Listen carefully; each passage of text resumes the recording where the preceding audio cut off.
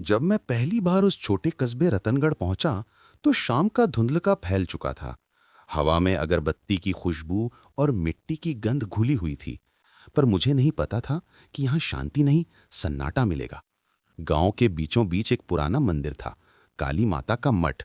कहते थे वहां हर सोमवार आधी रात को कोई आरती करता है और जो उसे देखने की कोशिश करे वो अगली सुबह दिखाई नहीं देता।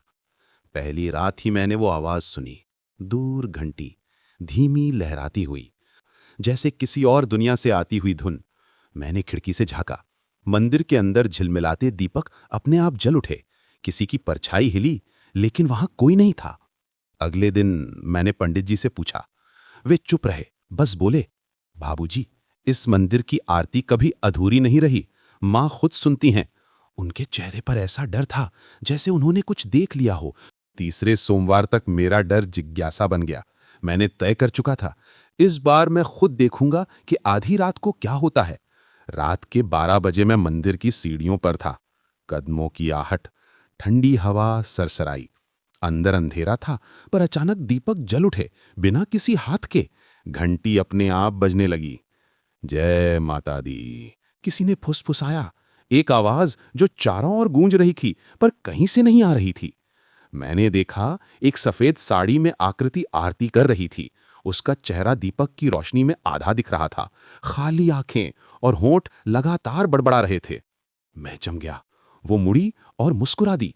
तुम सुन रहे हो ना? उसने कहा। आवाज ठंडी थी, जैसे हवा से निकली हो। मैं पीछे हटना चाहता था, पर पैर जैसे पत्थर बन गए थे। उसने आरती की थाली मेरे सामने रख दी। आज तुम्हारी बारी है। दरवाजा चरमराया, मंदिर का द्वार अपने आप बंद हो गया।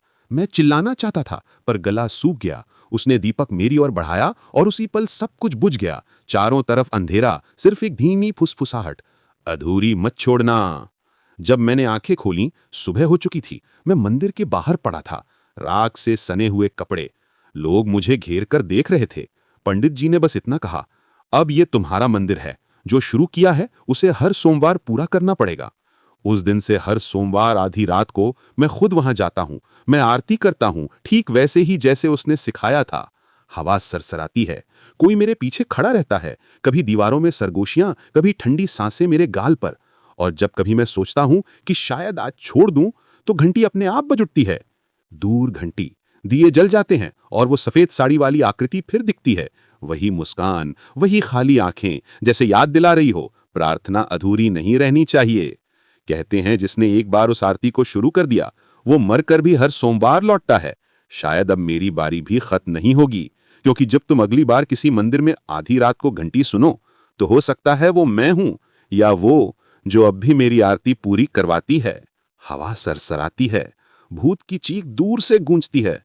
दूर घंटी की धीमी आवाज और फिर सन्नाटा। दिए जल जाते हैं